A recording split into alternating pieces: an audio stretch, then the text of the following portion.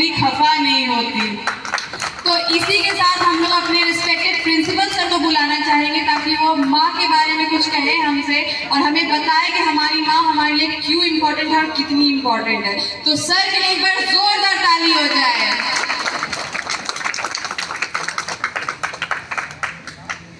Thank you miss.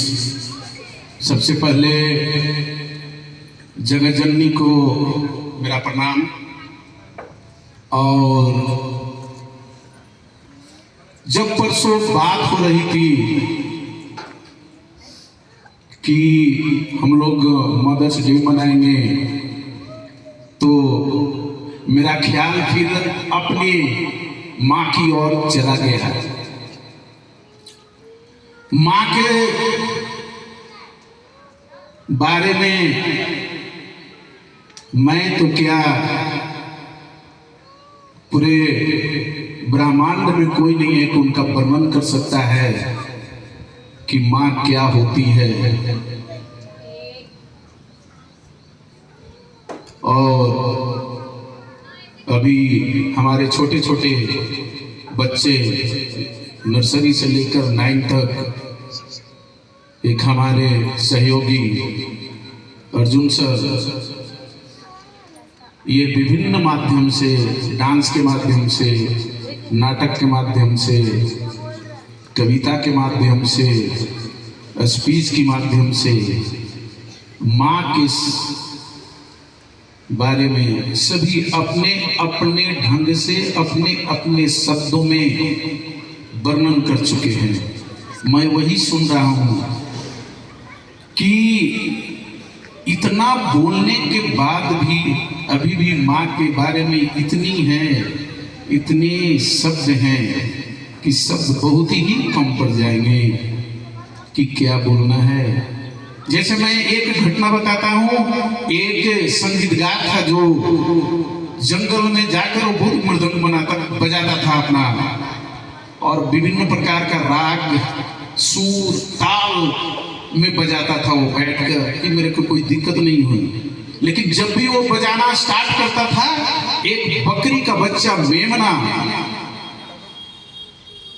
उस आवाज को सुनकर, ढोलक और मृदंग की आवाज सुनकर वहां आ जाता था और बहुत ही एकाग्र मन से एकदम शांत चित्त होकर वहीं खड़ा रहता था। एक दिन संगीतकार ने पूछा कि जब भी मैं बजाना स्टार्ट करता हूं अपना संगीत, ढोलक, मृदंग, तुम यहाँ क्यों आ जाते हो? क्या समझते हो? क्या तुम्हारा ये सुर, ताल, लय कुछ समझ में आता है? बोला ऐसा है कि मुझे तो न सुर आती है न ताल आती है, और संगीत के बारे में तो मैं कुछ नहीं जानता हूँ। बस इतना जानता हूँ कि जिस पर ये आप सुर और ताल और मृदंग बजा रहे हैं वो मेरी माँ के चमड़े की खाल का बना हुआ है, इसलिए मुझे बहुत ही आनंद आता है। तो बच्चों, परम पिता परमेश्वर की एक अद्भुत रचना है कि ये जो माँ शब्द होती है वो मार खाकर भी हमें भोजन देती है, उसी तरह वो मरकर भी अपने बच्चे को और आनंदित कर रही है। इसलिए मेमने का बच्चा आकर और जब भी मृदंग बजता है तो वहां पर खड़ा हो जाता है। माँ शब्द ही अलग है।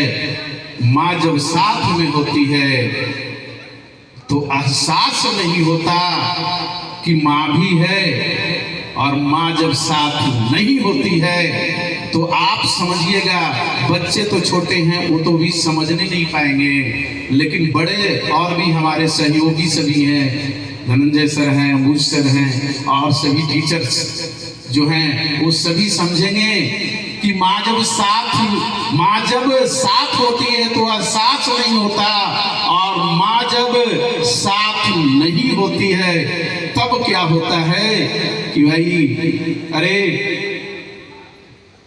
तुम खाना खाया कि नहीं खाया, ये रोकने टोकने वाला कौन होगा? रात में इतना बजे क्यों आया, और आया तो फिर दोस्तों के साथ कहाँ जा रहा है, ये भी बोलने वाला कोई नहीं होगा। और जब तुम अच्छे काम से जा रहे हो, परीक्षा देने जा रहे हो, तो दही की कटोरी लेकर, और शगुन करने वाला भी माँ ही होती है।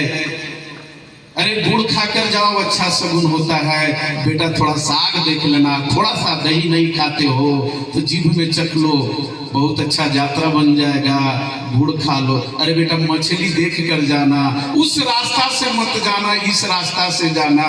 ये टोकने वाला कोई नहीं होता।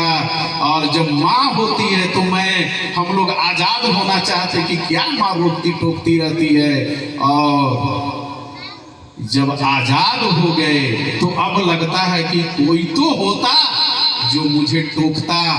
तो वो माँ का बहुत याद आती है। जब एक बच्चे अभी 8 और 9 का अभी क्या से एक ड्रामा के माध्यम से कुछ कहना चाह रहे थे, बताना चाह रहे थे, अनायास ही हमारे आंखों में आंसू आ गए कि माँ क्या होती है। अरे माँ तो मैं पहले ही बोल चुका कि माँ के बारे में वर्णन करना और सूर्य को दिए दिखाने का समान है, कोई पृथ्वी पर है ही नहीं कि उनका वर्णन कर सकता। तो आप जब भी कहीं भी रहें, कुछ भी करें, माँ को तकलीफ नहीं दें। माँ ही हमारी सब कुछ है।